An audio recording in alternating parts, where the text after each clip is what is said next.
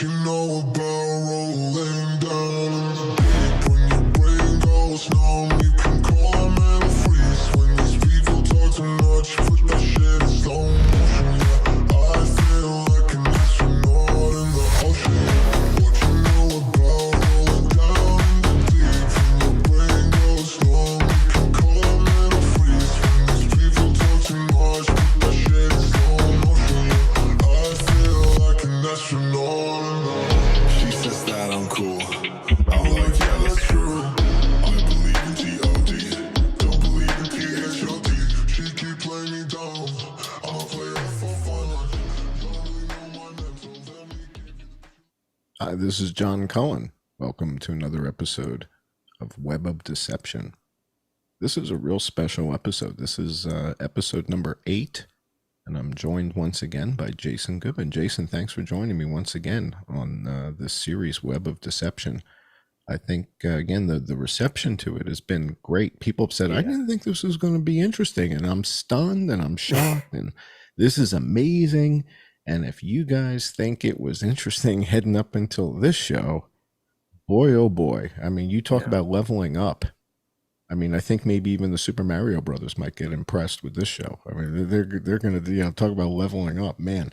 So this episode, over the course of the week with this past week's developments, Jason and I were talking about, well, what are we going to do? A web of deception this week, and it just seemed appropriate since we had our little tag team match with Dr. Bob Malone. It seemed appropriate because one of the things that happened in your phone call with Bob Malone is he mentions the Wuhan games. He mentions Bobby Kennedy Jr. And he brings this up, right? So he mentions it in the phone call, and he says Bobby Kennedy Jr. thinks that this thing started at the Wuhan games, and I take wasn't note it super name droppy of him to say that? I mean, it was not crazy. only that, it was a bit of a non sequitur. Right. Who the hell's who's talking about the Wuhan games? Right. And why would he make that connection? And even go? We're talking about dates, right? We were talking. So for those of you who didn't see our show Friday night, all this just basically comes down to on what day did the first person die of COVID in China? That's all it is, right? I mean, that's basically the net of it. But wait, it's so much more than that, though. Hang on a second. Well, okay. Because here's the thing. Here's the thing. Yeah. You came to that like last week or 2 weeks ago or something like that. Last week show. Now, correct me if I'm wrong, because Bob Malone is part of the like lofty doctors who have traditionally never said anything at all to John Cullen. Is that correct? Well, not only is that, yes, that is correct, but it's that's sort of a tip of the iceberg because I've included him in hundreds of my tweets. So in other words, finally if you guys, he comes back now to say something. He's never said anything before. Right. Ever. Yeah. Ever. Yeah, that's interesting, isn't it? And I think it's interesting. And in particular, like you said, what the hell is he talking about the Wuhan games? What's he bringing in Bobby Kennedy? What's he bringing in Bobby Kennedy Jr. for in the Wuhan games? Since we're simply talking. So again, for those of you who didn't see Friday night's show, last week we were talking about something with Ivanka Trump, and we were talking, Mike Pence, and them nailing down some dates for everybody, right? So they told us this happened on a particular day, and we said, okay, well, that was 2 days after the first guy died. And Bob Malone comes out and goes, no, that's not when the first guy died. Plenty of people died before that. And Bobby Kennedy in the Wuhan games. And I just thought, well, that's such an odd non sequitur. What the hell is he going to bring that up for? And since we hadn't yet explored George Webb peeing in the pool at the Wuhan games, right? And that's maybe pun intended, right? They have a big Olympic event, right? An Olympic pool. George shows up, pees in the pool. Who the hell wants to do laps? So this is a phrase that you and I use all the time. George pees in the pool. And I want to take a look at that Wuhan Games event, over the course of the series. But hang on in the a last second. 7. You're getting too ahead of it because there's so much going on. I definitely want to focus for a moment on the fact that, you've put up some truly amazing information that we've seen certain doctors, the jaws drop when they see it, and then other doctors ignore you. People who are watching, or me, or whoever it is, can say, well, these are busy doctors. Jason and John are a couple of clowns hanging out on the internet. They don't have time to engage with this kind of crap.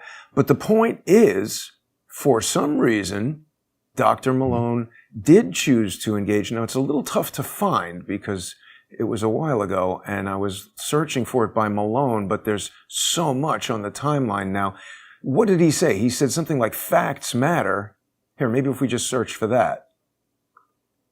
Yeah, or he basically said not true, facts matter. When I said, I basically was just citing the dates and citing what the WHO said in their conference, right? So they gave a press conference, and I'm citing what the WHO said. And he puts in this tweet and basically says facts matter, which is pretty derisive, right? That's not nice. You wouldn't say that to, if you were meeting a diplomat from another country, you wouldn't say that to them at dinner, right? That's kind of nasty. So he says facts matter, and he says it's not true. Well, the thing is, he's kind of a big shot, right? I mean, he's kind of a big deal. He's the guy who, so to speak, invented mRNA, although Wikipedia has other people involved in that. But it just seems strange that, again, this is what he's weighing in on. And then when you confronted him on the... He blocked you, didn't he? So we're not really able to see it anymore. Yeah, he blocked me. So, and if you're blocked and I'm blocked... that's why I can't find it. So, okay. Well, but then you end up calling him, right? So you end up picking up the phone. You call him, right? So this is like tag team, but your tag team partner is the guy from... what was that series they just did with all those Vikings and everybody's like 7 feet tall and they're all like huge monstrous guys? What was it? Game of Thrones, right? Oh. So it's like doing tag team, and your partner in tag team is that 7'6" guy who weighs 425 pounds, and he comes in. So that's Jason on the phone. Jason is 7'6", 425 pounds on the phone, and calls Bob Malone and says, I mean, you're challenging this. What's the story? Where's the data? And Bob says, I'm kind of paraphrasing, but Bob says, well, I know a guy. What the hell? He's like, no, I know this guy. And this guy was working with a whole bunch of people. And then he says, and the dentist died. What is he? And I was like, what? I'm like, the dentist? First of all, he's not a dentist. He was an ophthalmologist. He's talking about Li Wenliang. And Li Wenliang is not a dentist. He's an ophthalmologist. Okay. And the ophthalmologist dies February 6th. Almost a month after what we're talking, not before. So it's kind of interesting.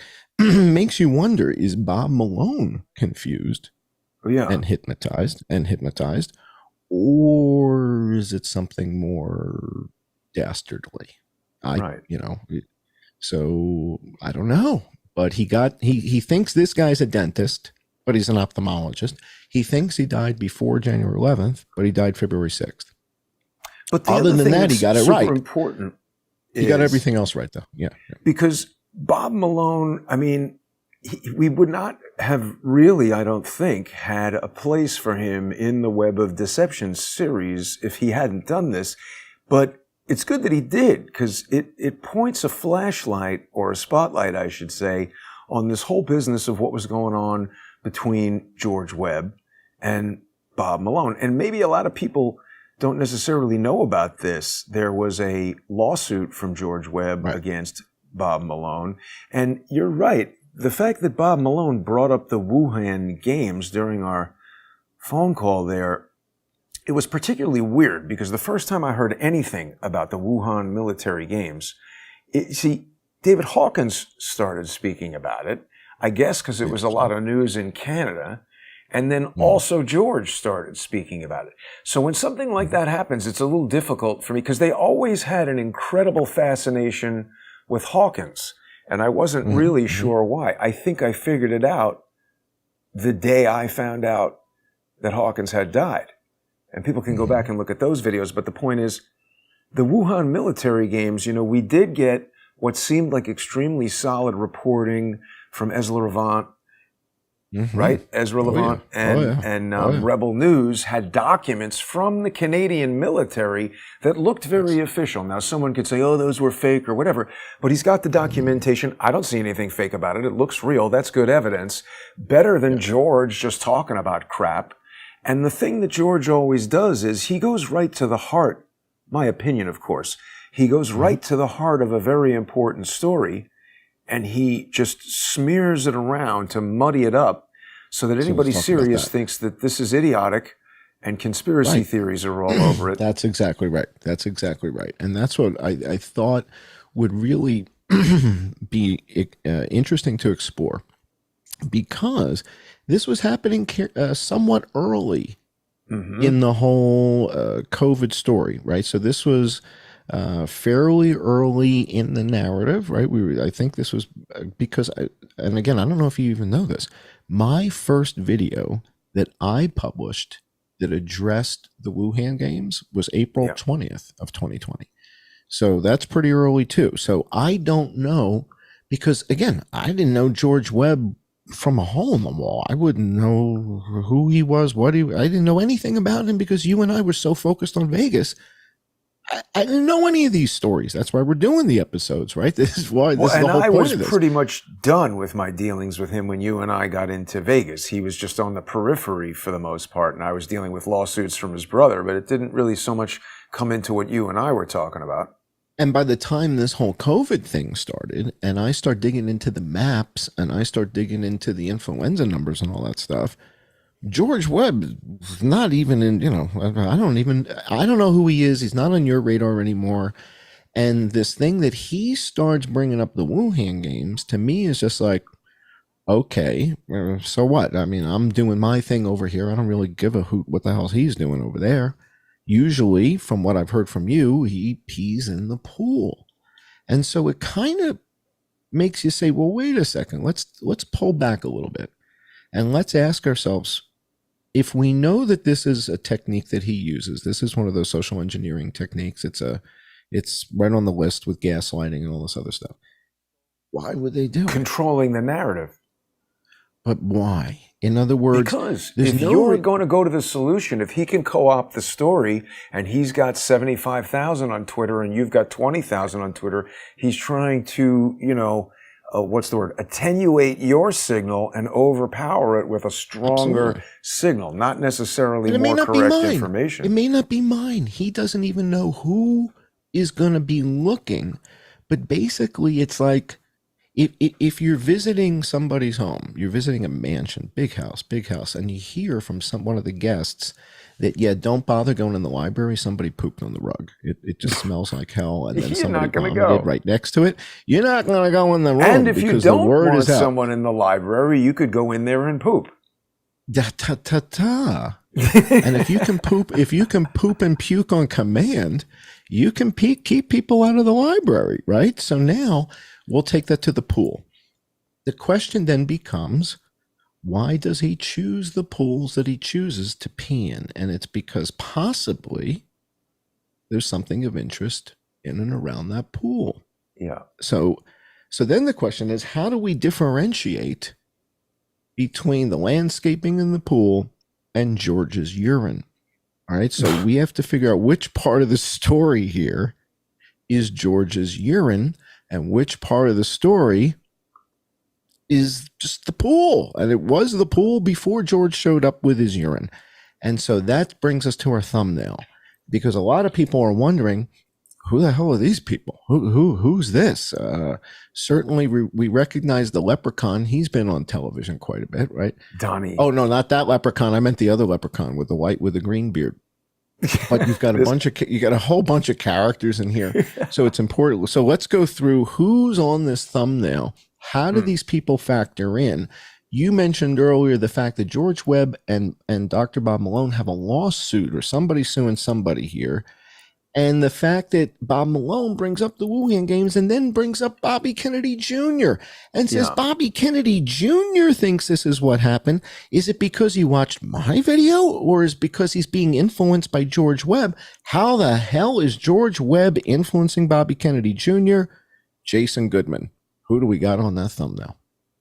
Okay, so this is interesting. And then we've got to come back to the timeline because you've caused me to realize something. But to the thumbnail here, we've got George, of course, and on his shoulder, we have Donnie O'Sullivan, who is an immigrant from Ireland who I have pictured in a disparaging parody image. And I mean, no insult to my numerous friends of Irish descent, but this guy is an imp and a mischievous little, like leprechauns are not good, right? They do bad stuff. In that movie, he's kind of like an evil little guy. So that's why I made Donnie that, because I personally suspect, that is to say, evidence I've seen in the public domain, causes me to believe that Donnie is one of these false enemies of George.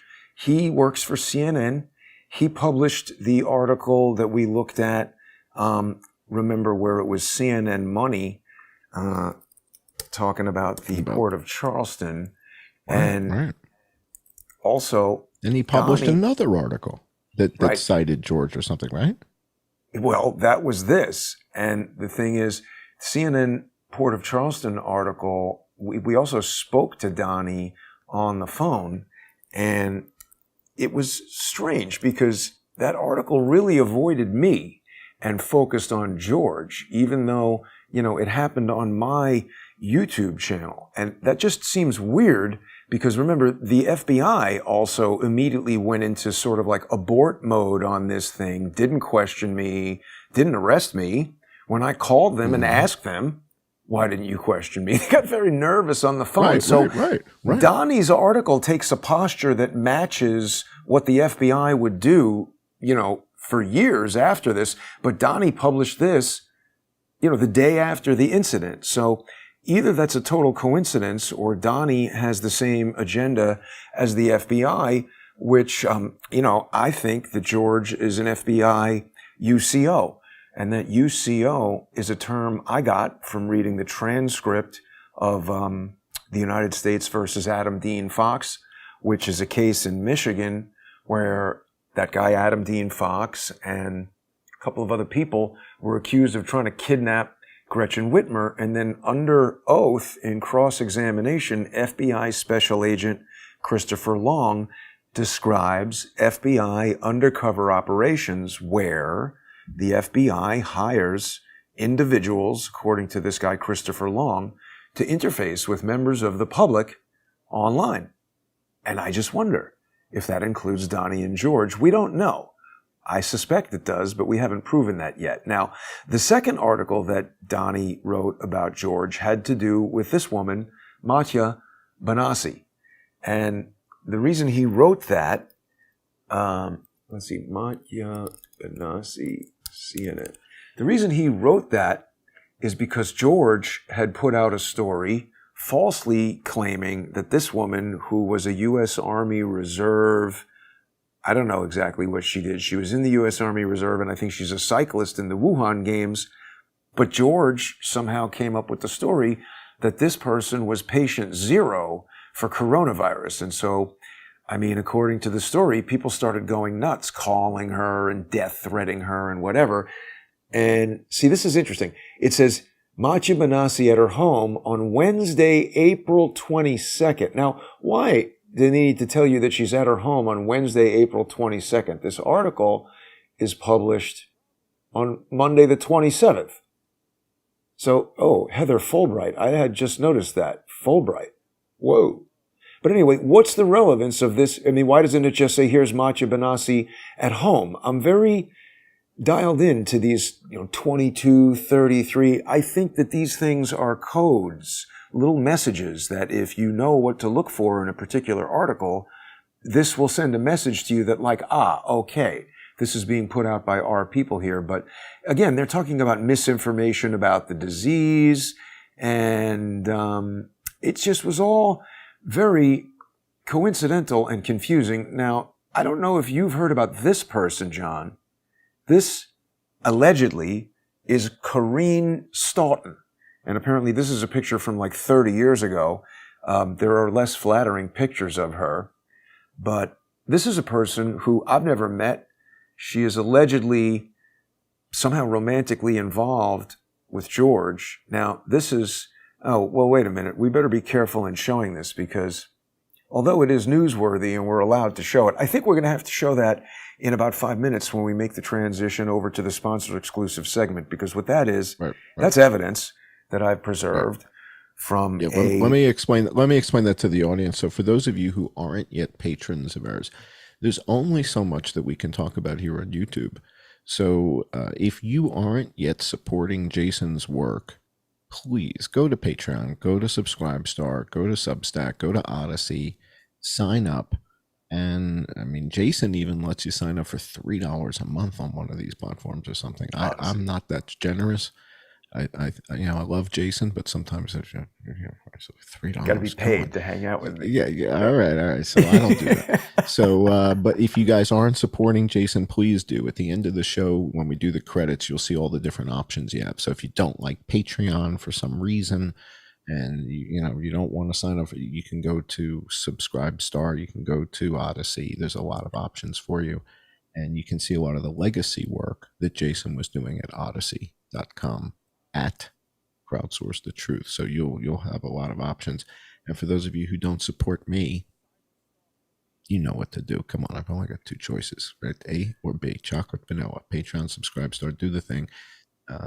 We have a lot to get into about this Wuhan Games Macha Basi story and how George comes up with this twist that she's patient number one, a member of the U.S. military athletic team participating in Wuhan on a bicycle, and that she's patient zero. She brings it.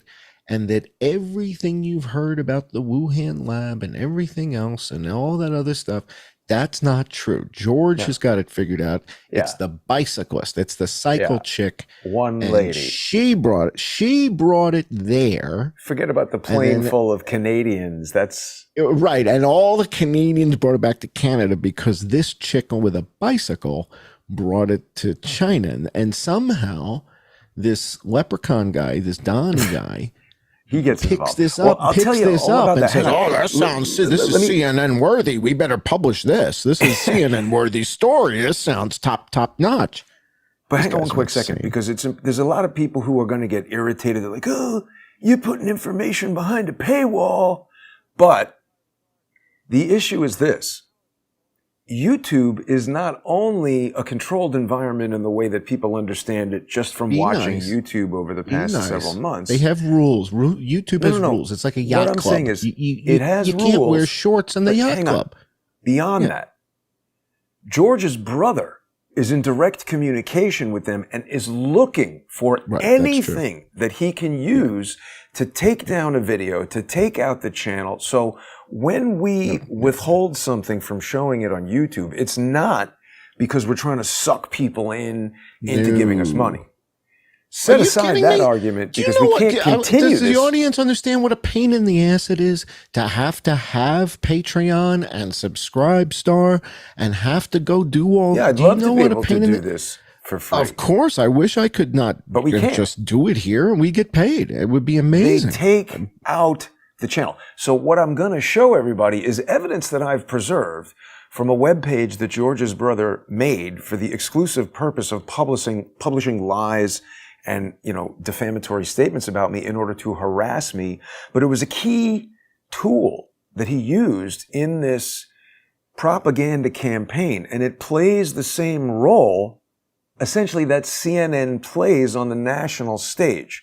So it's an important analogy for people to see, to understand how social engineering works. But if I show it here on YouTube, George's brother will contact YouTube and make a copyright complaint. And based on his history of success, it will take the video down, it will take the channel out, and then there'll be nothing for people to watch. Well, I also want to talk about that George Webb Bob Malone lawsuit. We got a lot to talk about, but we're just about at the end here on YouTube, so it's actually perfect timing for us to get over to the sponsor exclusive segment and for everybody to watch that with us.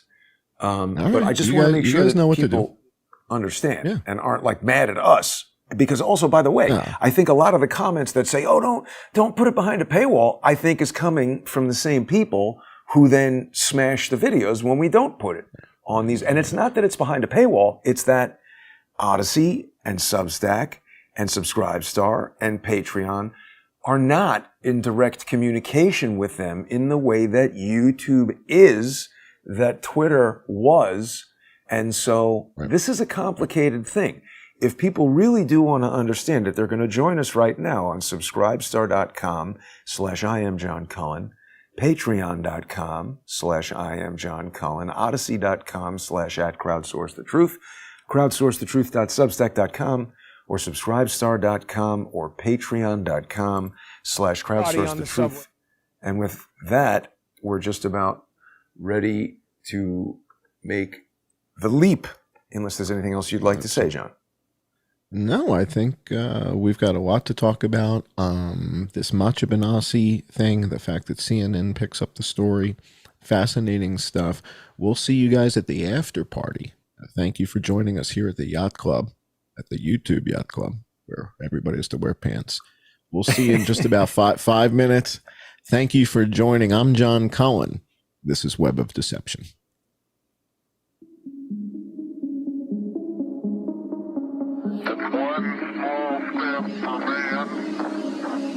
What you know about rolling down in the deep? When your brain goes numb, you can call a man a freeze. When these people talk too much, put that shit in slow motion. Yeah, I feel like an astronaut in the ocean.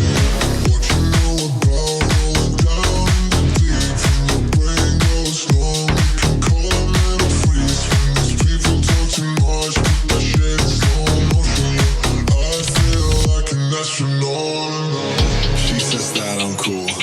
I'm like, yeah, that's true. I believe in G.O.D. Don't believe in T.H.O.D. She keep playing me down. I'ma play her for fun.